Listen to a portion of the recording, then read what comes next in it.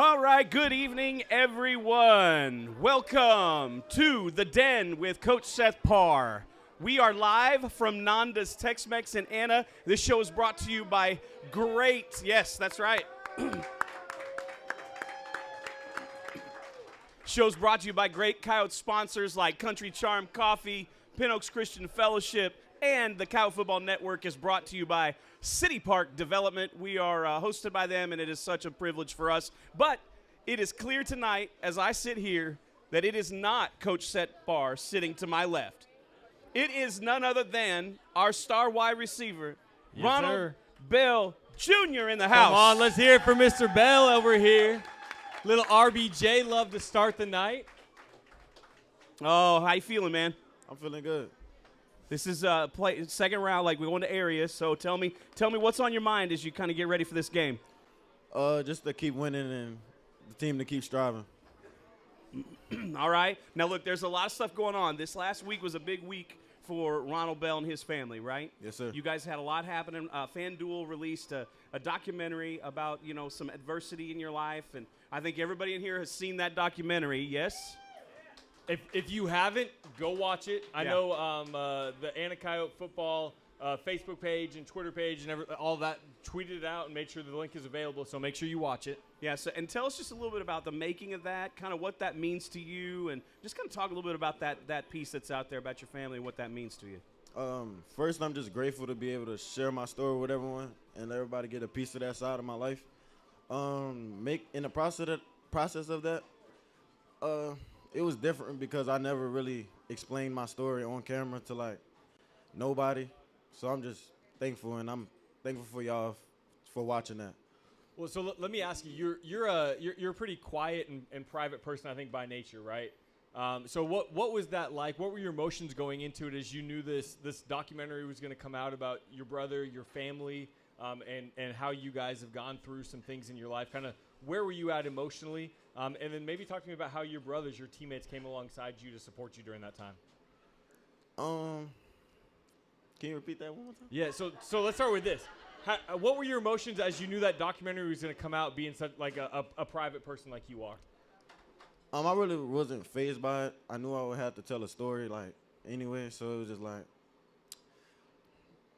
might as well go ahead and share it. Might as well go ahead and share it. So what was the response of your teammates? I know that's like a brotherhood for you. So what was kind of their response, and how did they come alongside and support you?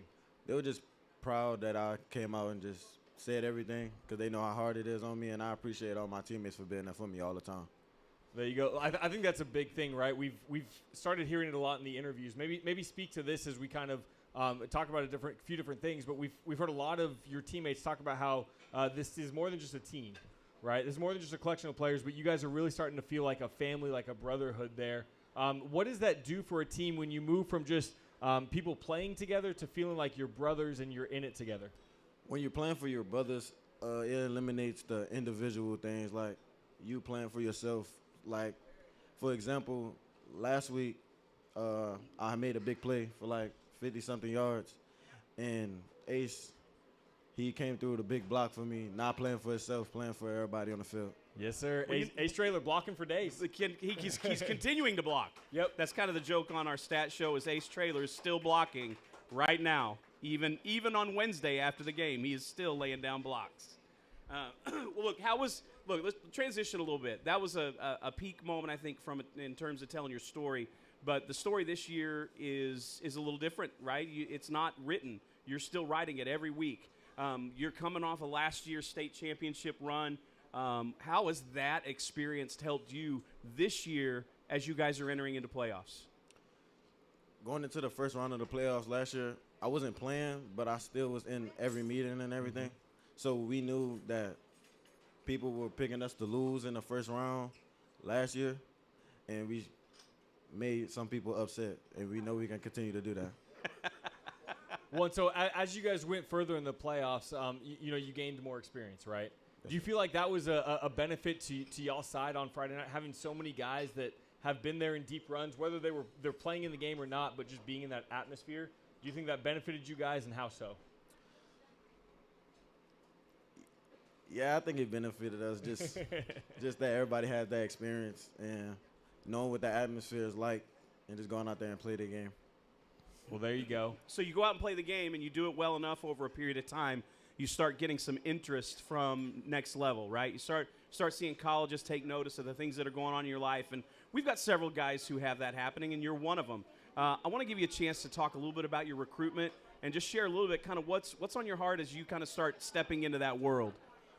The goal is to find a home, of course, but that's for like a few weeks down the line. I'm just focused on Friday and winning this game. There you go. Just focusing on Friday, getting the game. Hey, I love this. Hang on real quick. Is this from you, Edward, or is this from your dad? Did your dad take your phone from you? What's your favorite play to run? Do you have a favorite route or a favorite play that you like to run where you're just like, man, this play is going to be money? Yeah. My favorite play to run is early 98. Early 98. All right, we're not going to get any more from that, are we? Yeah, that's it. I was looking out there to see if we got the cut symbol anywhere. Yeah, I looked right over at Coach Parr because he'll turn around and give the cut when he's like, nope, no more talking about that one. What's your favorite route to run? My favorite route to run is a curl.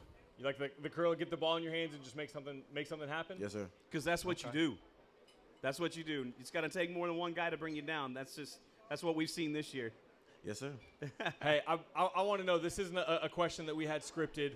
I want to know what's it like having Coach Parr as a head coach. Kind of talk to me about some of what Coach Parr has done for your football career. Coach Parr has done a lot for my football career. Like, Coach, y'all might not know, but like Coach Parr is tough. Like at practice. Spoiler: in case you didn't know, Coach Parr is tough in practices. Definitely is. But I love Coach Parr. He wants me to meet my full potential, and I appreciate everything he's doing for me. All right, there you go. I want you to do the same thing now, but do it for Coach Rigg, your offensive coordinator. Talk about what he's like as an OC. Same thing. He definitely wants me to meet my full potential, and he's tough as well. All right, so now I know, knowing their personalities versus Coach Rod. Coach Rod is your wide receivers coach. He's a little bit different than them. What's that like? Details. Yeah?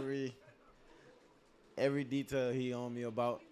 I love Coach Rod. I love the whole coaching staff. They all play a big part in my life right now.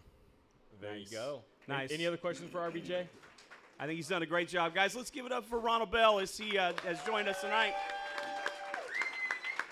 Appreciate you, Big Dawson. All right, we'll be back in just a minute with some of our coaches.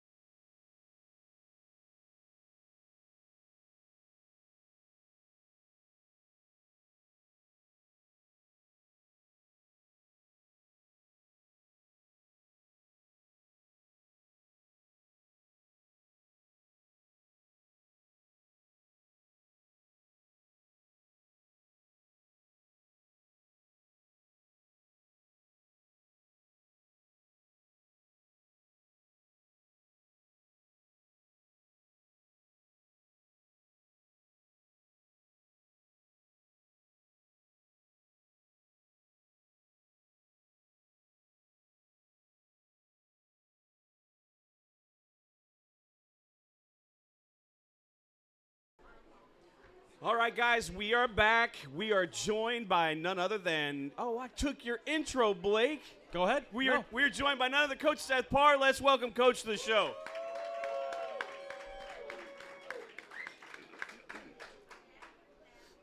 All right, so we just got done talking with RBJ a little bit, right? Yeah. Pretty good dude. So I kind of want you to talk about what he's meant to Coyote football into your program. Ronald's meant the world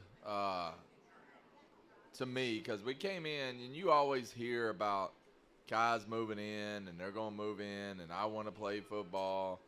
And my question has always been, do you love football? And if you love football, you'll show up every day. And you don't know how many people move in. And it just wasn't Anna. Anna's probably more, but like when we got really good at Coronado, people would move in, and they thought that they could come in and automatically just play and just be just like everybody else. And it's not as easy as that. So Ronald kept on sending me all of his stuff on Twitter, and I didn't know who this kid was. And he kept on saying, I'm moving here and all this stuff, and I'm like, okay. And then one day he came true. Yeah, I finally met the guy that I was DMing on no, it's Twitter, wasn't it? It's just Twitter and getting the messages, and he's telling me he's moving.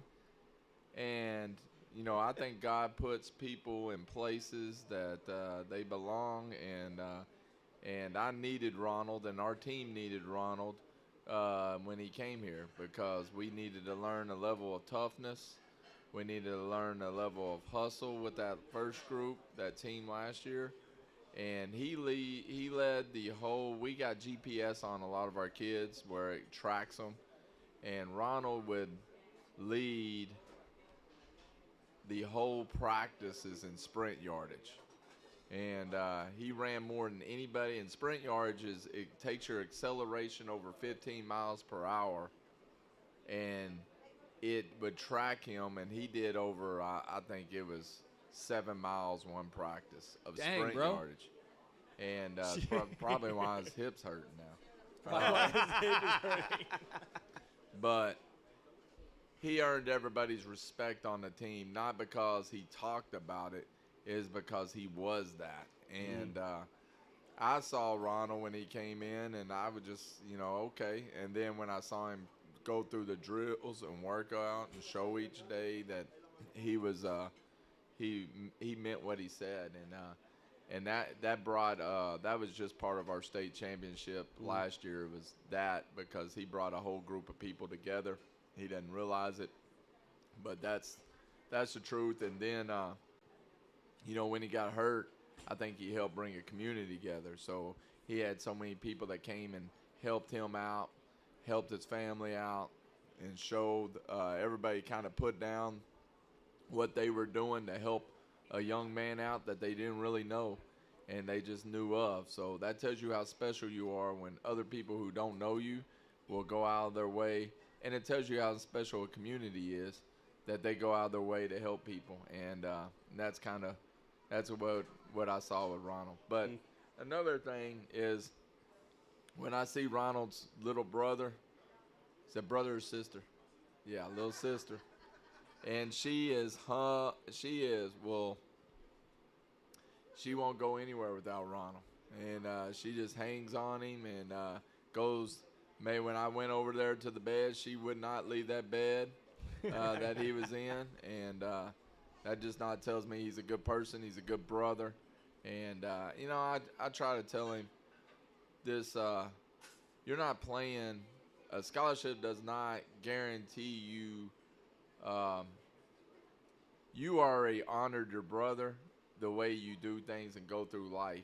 A scholarship does not do that, The way you do it and who you are honors him, and he does that a great job. Yeah. So, love you, Ronald. Love all of our guys, but Ronald's got a special deal in our heart, and he takes more butt chewings probably than a lot of them, and sometimes I don't know why, because he's my favorite. And I was like, sometimes Coach Rod says you yell at the ones you like the most. And that's kind of what his theory is on that. Just as a side note, as I was walking through the facility today, Ronald was in front of me. He looks at me, he goes, "You gonna be in here today?" And I said, "Yeah." He goes, "Oh, get ready. I think we're gonna get a chewing." He goes, "We start every one of these meetings with a chewing." No, I didn't do anything. I hadn't heard anything yet, but just heard some basketball drama at the end of that game. So I already watched it. If I'd have found out about that a little bit earlier, they probably would have got that. We're going to learn how to leave a building and go home. Hey, Ronald, if I ever sprint 7 miles, forget it. 7 seconds, you got to come pick me up. Like, you better be there. Like, that's what I'm saying. So look, there's a lot of kids we can talk about, but I think that there's a lot of champions that run around our school. Yeah. You want to talk a little bit about some of those champions? Yeah, before we even move on further, I would like to call Ethan Hanson. Come on up here, please, sir. All right. All right. Ethan just went and competed in the national championship in tennis, and he won the wheelchair is a national champion. At what grade level? 12 to 18-year-old, right? Yeah. From 12 to 18-year-olds, he is the national tennis champion. And if you ever watched him work out, he's exemplifies. He wanted to play football. He is a football player in a tennis heart now because he was a quarterback, right? But how much he works and puts into it, it's pretty neat. Won't you tell him, how wheelchair tennis, how the rules are different? The rules are different because for a disabled athlete, you get 2 bounces instead of an able body getting 1 bounce. And we have more spin on our balls, but like the able bodies have less spin on ours. And he can, if you watch him play, it's pretty amazing. I never thought that wheelchair tennis would be a thing that you could do. And not only does he do it, he thrives when he does it. And he can get in, he can beat everybody in the wheelchair. The ones with 2 feet you can beat, can't you? Yes, Yeah, sir. you would take me to the cleaners. I know you beat Coach Rod. Yeah. Yeah. Well, so look, champions have to practice, right? Mm-hmm. So you got some champions that are sitting here. They understand that. Tell us a little bit about practice. How much time do you have to put in order to be a champion? A lot. Like before school, we had practice, and then after school, I could practice with my dad. How long do those practices last? During the morning, an hour, and then after school, an hour. And not only does he have a champion lion type of heart, but his dad also, because his dad gives up everything, right? He is out there as a warrior and taking you everywhere. I mean, this guy goes to SMU. He also plays basketball. They take him to Alabama to play in the national championships. I don't know if the Alabama was in the national championship. Went to Alabama. But his dad, if you want to ever be inspired as a father, you can look no further than in Nana, Texas, because he is a great dad that makes me feel like inadequate as a parent because of how hard he works. Am I right on that? Yeah. A little shout out. Give your dad a little love. Tell him thank you. Thank you, Dad. Hey. Got a pretty good mom, too, so we better not leave her out, right? Thank you, Mom. There you go. There you go. Well, thank you for coming up. And let me tell you guys that this guy's our biggest fan. He's been there on every game that we played, that he's here and he's not traveling. He's leading the Coyote Walk. So we appreciate you. Congratulations, bud. Good Thank job. you.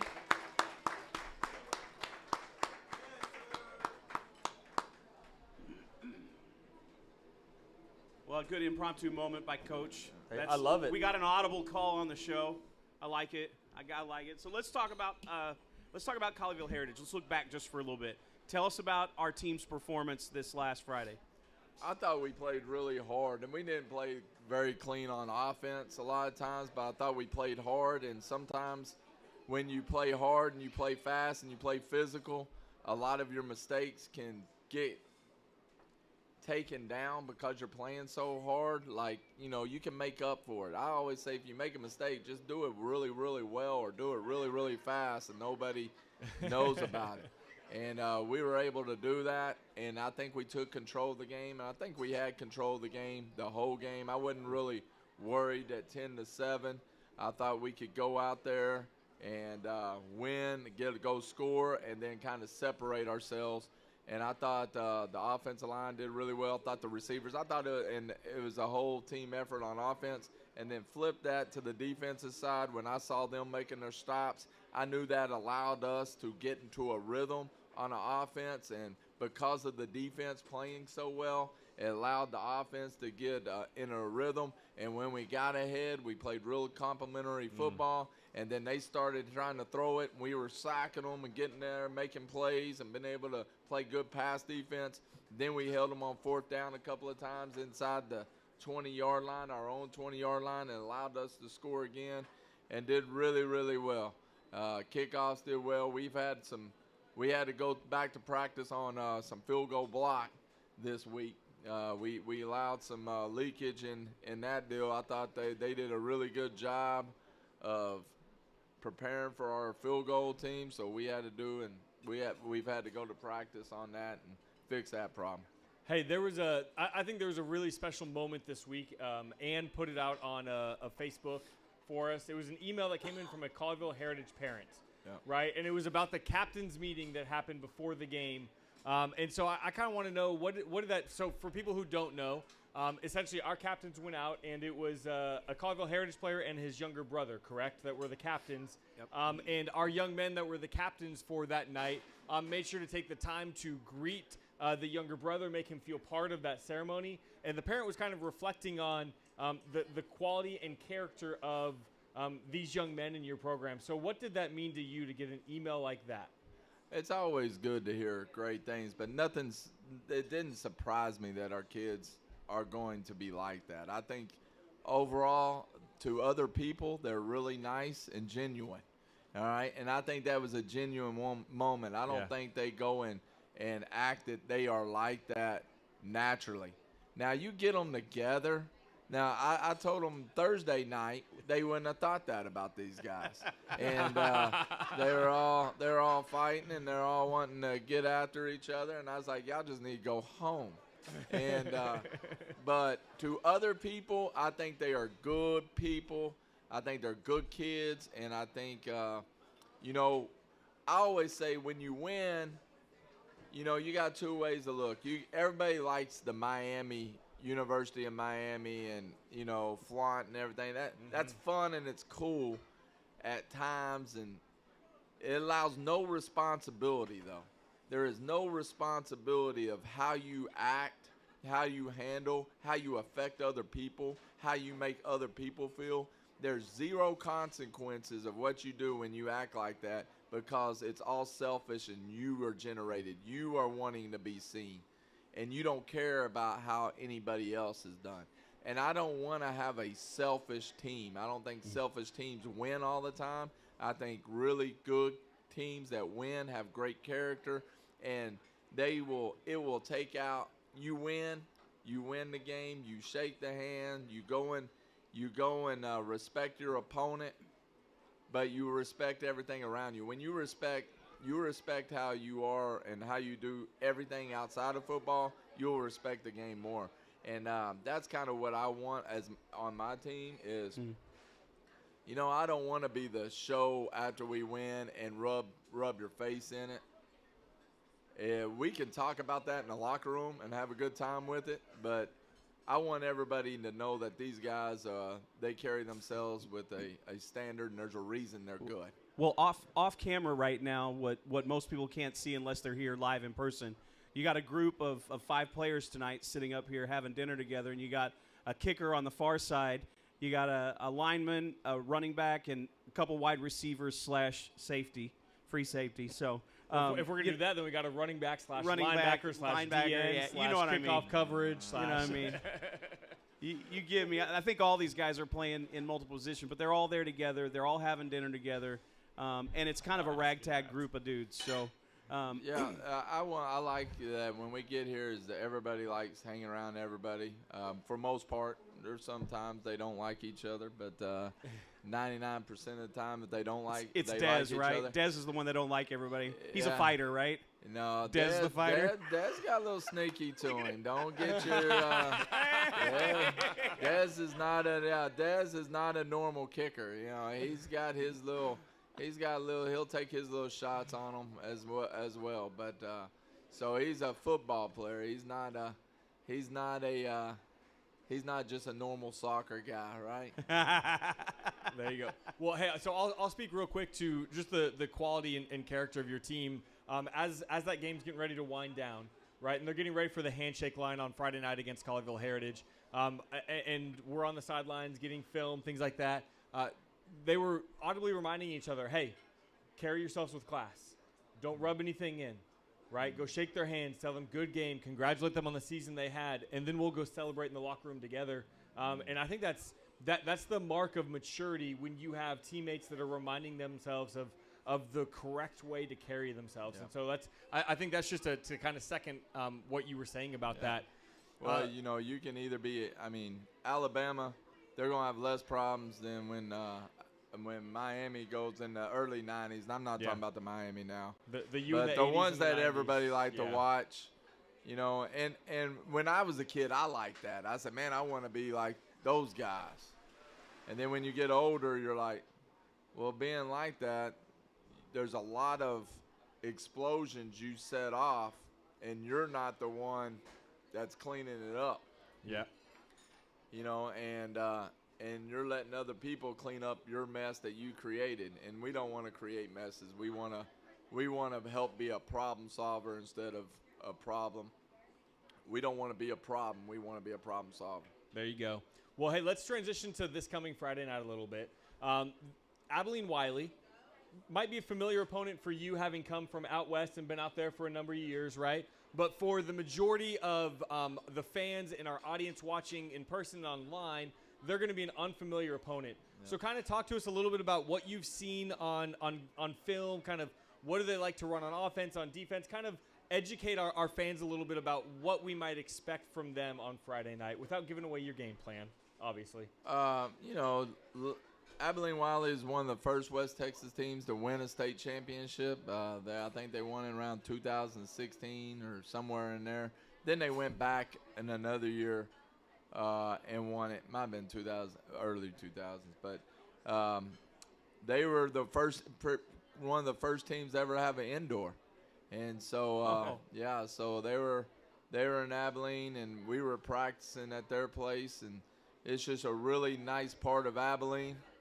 And they're very proud, and they have tradition.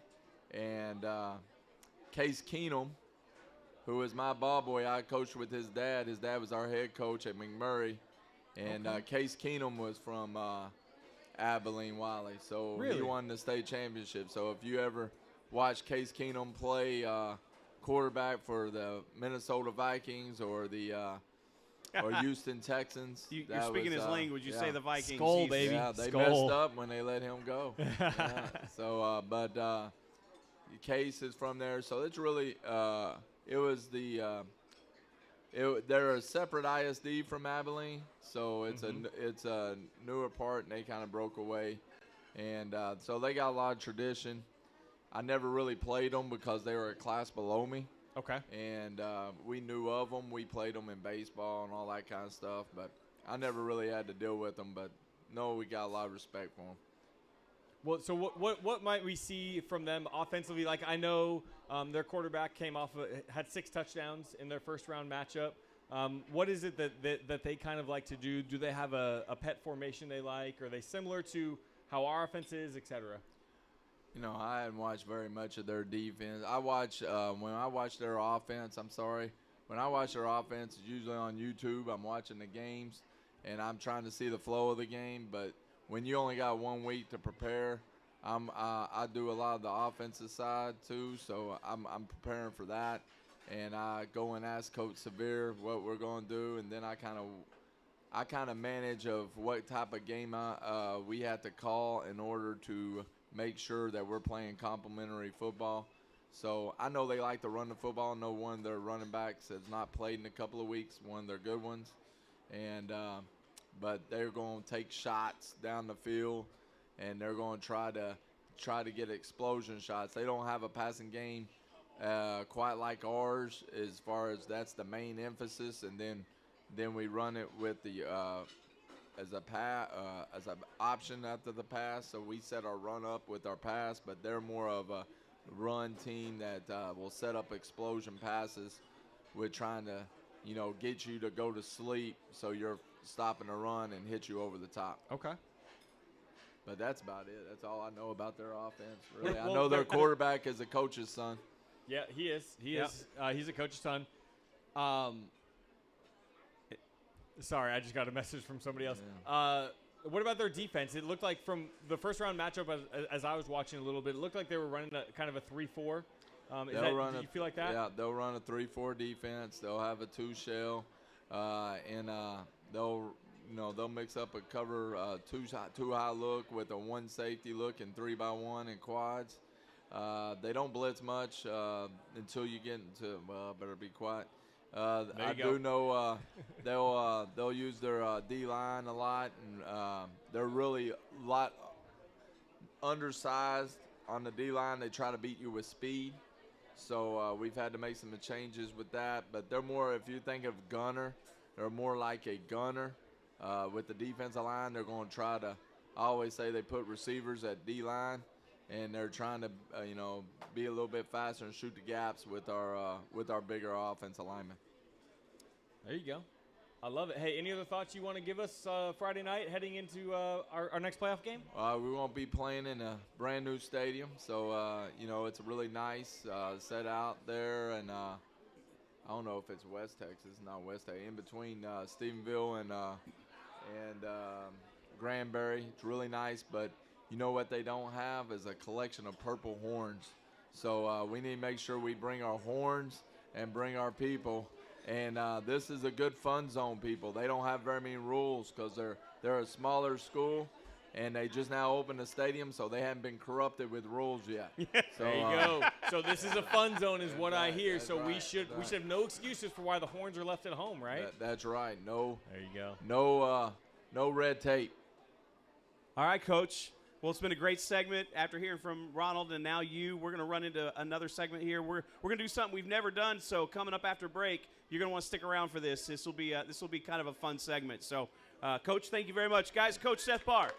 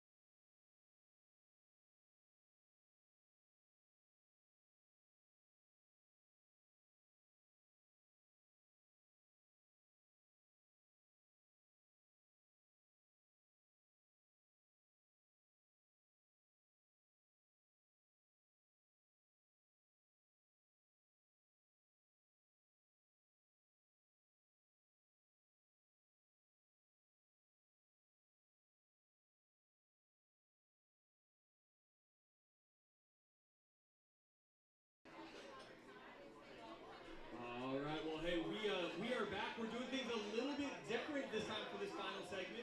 You see all three of our coordinators on here. We've got Coach Severe, our defensive coordinator. We have Coach Severe, our defensive coordinator. I mean, dang, his defense gave up 10 points in the first round of the playoffs, and you can't get any love in here? It's a hard group. Tough sell. We got Coach Rod, our special teams coordinator and wide receiver coach. And we have Coach Rigg, our offensive coordinator. There we go. There we go. All right, so here's what we're going to do a little differently. I'm going to go through and ask each of you guys a question or two. Some of them might be a little bit serious. Some of them might be a little bit fun. All right, so Coach Reed, let me start with you. Your defense made another significant step forward. Talk to us about their performance from this last week. Yeah, I was just really pleased with how hard they played. I mean, Coach Parr mentioned it, but you can make up for a lot of mistakes, and we weren't perfect, but our effort, our willingness to run to the ball and be physical kind of showed up and allowed us to get them in some long yardage situations. And when we got them in long yardage situations, that's when we could kind of turn our guys loose and let our D-line and linebackers blitz a little bit. And we were really confident that our DBs could cover them, and they did a good job kind of blanketing them and just covering people up and getting the quarterback to hold the ball. And then when we got him to hold the ball, we got some sacks and just created a lot of momentum. So it was a fun opportunity to get after the quarterback. And you know, when we got to play ahead, when the offense started moving the ball and scoring touchdowns in the fourth quarter and put them in a position where they had to throw, that's a really fun position to be in as a defensive player because you can pin your ears back and really get after it, and they did a great job of that. Hey, I think we got to talk about, give me a round of applause. I got to follow it up with, he's sitting right here, the Ashton Ansley interception. Yeah. I need you to be honest here, okay? How many times during that run did you think he was either out of bounds or the play was over or something like that? Because the amount of times it felt like the defense just stopped running for a second. I think I thought it was a defensive offsides, and so I was kind of like, well, he's going to be really tired. We're going to have to sub him after the play because it's going to be a 5-yard penalty. And Coach G, like, pretty quickly was like up in the booth. He's like, there's no flags. He's like, they didn't throw a flag, and I'm thinking, there's no way. And from my vantage point, it's hard to tell. I'm not close to the line of scrimmage where I stand. So I was like, there's no way we didn't get offsides there. But he's like, no, there's no flags. There's no flags. And I think everyone on the field, even their guys, probably thought there was going to be a flag. And so everyone was kind of unsure. But I'm glad Ashton kept playing. You know, he just kept running, stayed in bounds, got a little tightrope on the sideline. You know, when I talked to him yesterday, I said, hey, don't forget about defense this week because he's all excited about offense. I said, just remember where you got your touchdown this week, buddy. So, but it was a great play. It was a huge momentum play, and I really think it rattled their team after that. I think they were pretty rattled. Their head coach was pretty rattled about the lack of penalty calls. So I think that was maybe like one of the first daggers of the game where I think they started to deflate a little bit. There you go. All right. Hey, I want to transition to Coach Rod real quick. Listen, I mean, we saw Des make a field goal. Yes. But then we had a couple of struggles on blocking that left side, right? Right. When they're coming off that left side, getting a couple of blocks. Talk to me about what you saw and how we're working to fix that this week. Yeah, so we had 2 blocks on Friday night. One was in the interior, and then the other one was off the edge on the left side. So kind of just looking at it, it was a combination of, you know, some alignment issues that we had to fix, as well as the hold a little bit. Payne Miller, it was his first game being able to come back snapping, so he was a little rusty there. And then Dez was a little late on his approach. So just a combination of all those things really just slowed down the operation, and you see the results of what happens when, you know, you don't do a very good job at your job. So this past week, Coach Rigg did a really good job of really walking through. It was a 20-minute endo field goal extra point of just making sure, hey, our alignment is good, we're hip to hip, and we're stepping where we need to step. So you say Coach Rigg, right? yeah. So let me ask, did you have Coach Rigg coming off the end and making those guys block him? I did not. Didn't want to ruin anyone's evening. Yeah. Coach Rigg, unblockable. There we go. Yeah. Hey, listen, I want to follow up with, because Dez is here. Right. Talk about the weapon. We've talked about it a little bit over the season, but his leg is such a weapon, right? Right. His kickoff numbers are phenomenal. His kickoff yardage. Talk to me about what that means when you know, as a coordinator, it's like, yeah, my kicker can put it in the end zone anytime I want. Yeah. Or he can put it inside the 5 anytime I want. Yeah. Talk about the weapon that is. No, I mean, it's awesome to have. Again, we had 2 kicks where the returner fielded the ball around the 3-yard line, and the ball has so much height that when he caught the ball, you know, our coverage unit was around the 25-yard line. And, that's awesome. I mean, they're sprinting down the field, and our Xavier Flanagan, a.k.a. Kansas City, came up big and had 2 big stops inside the 15-yard line. And, again, that's just, pays huge dividends to, our defense. And both those drives, our defense was able to get a stop and give our offense great field position because we were able to pin them so deep. So it goes back to what Coach Parr talks about, being able to play complementary football. Hang on, Kansas City. Is he from Kansas City? Yes. See, I didn't know that. Okay, there we go. So that's where he gets his nickname, KC. Now we just get to call him KC on the Stash Show. This is the stuff we're looking for, Yeah. right? Awesome, I love it. All right, Coach Rigg. James Shumley, I'm not asking that question. You've reached your allotment. Coach Rigg, we got off to a little bit of a slow start, right? First half versus second half, something flipped there. Yeah. What was the locker room vibes like? What was the difference between those two halves? Yeah, kind of looking at the two halves, really we moved the ball really, really well in the first half. Just had a couple hiccups. We threw an interception, get stopped on a 4th and short, had just a couple weird scenarios where we got stopped that a lot of times you can look at the analytics, we're extremely efficient in those situations.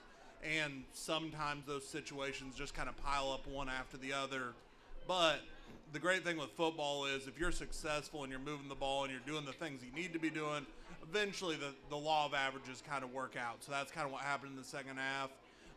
Defense put us in a couple good positions, scored a touchdown for us, which, offense, we still claim that touchdown. It still goes on the points. But, they did a great job helping us out there, and then they gave us some good situations with the ball where we were able to just kind of poke it, put it in, finish the drive, and really score some points. And, really finished. The big thing going into the week, we talked about the guys. Colleyville's thing was they are a great finishing team. All the analytics were saying that they're going to finish really strong. So we talked about them closing like a freight train, and I think when we kind of closed like the freight train, it felt pretty good because they thought that they were going to kind of have that coming, and it didn't never happen. It never happened because we were the freight train coming, right? Hey, listen, Edward Chumley's right here. Do you think it was a little bit selfish of him to get that 78-yard run and not let Pharrell come in and get some touches to close out the game? Man. Not thinking about his teammates, so I had to get a 70-yard touchdown. No, I knew as soon as we put Chumley in there for that play, I was very thankful. Coach Paul, I was trying to convince Coach Parr to give us one more chance, and give Chumley the ball one more time. And I knew once Chumley came in, that thing's over. Especially when we didn't really realize it, but they kind of rolled in some of those second teamers also with it, which was it's a bad day for them. All right, I love it. Hey, real quick, Coach Rod, have you gone back and watched last week's Stat Show? Yes. The one where we did impersonation? Yes. Who had the better Coach Rod impersonation, Phil or me? And who went on longer, Phil or me? Phil did. So let's call it spade a spade. I go away for a college game. Yeah. He just tries to throw me under the bus. Right. And now we know. Tape doesn't lie, though, right? No, yeah, I mean, Coaches, tape doesn't lie. it doesn't. And all right, so I got to ask you, we're going to switch gears here a little bit. These are going to be some off-the-wall questions. I want you to think of the entire coaching staff, not just the 3 up here. You can include Coach Parr, Coach G, all Coach Sampson, all the coaching staff. Yeah. Which one of the coaching staff is most likely to show up with food or constantly be eating during a team meeting? Coach Cantrell. Porter. Cantrell's a good one, too. Coach Cantrell. All right, so I got to go with Coach Cantrell's. What is Coach Cantrell's go-to snacking food? He eats anything that's just disgusting food. If it is, just it smells, it stinks. When he enters the room. Does he walk around with like Takis and things like that all the time? No, eggs. it's usually something along like some week-old eggs or just some yeah. It's a little rough. I'm gonna go with Coach Rigg. Coach Rigg always has. Now the food is good food. It's not like Coach Cantrell, but Coach Rigg is always gonna have a fancy breakfast meal or some pretty good lunch. It's always gonna be an Einstein's bagel. The top notch quality. Starbucks breakfast. Whatever.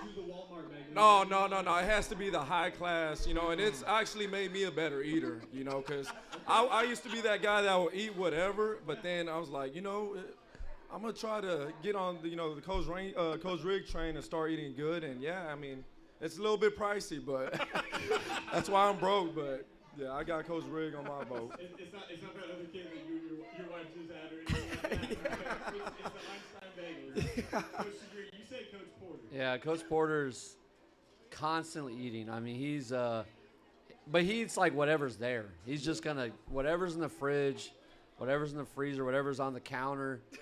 Coach Porter is gonna get after it. I mean, He must work out a ton because the guy eats a ton and doesn't seem to put any weight on. So. I mean, listen, we see him when we go in the locker room before the game with you guys, and he always moses over to the snack, and he's eyeing what snacks are there available to him before he goes back on the field. Yeah. All right, so I gotta ask: are there any coaches that are morning people versus night owls?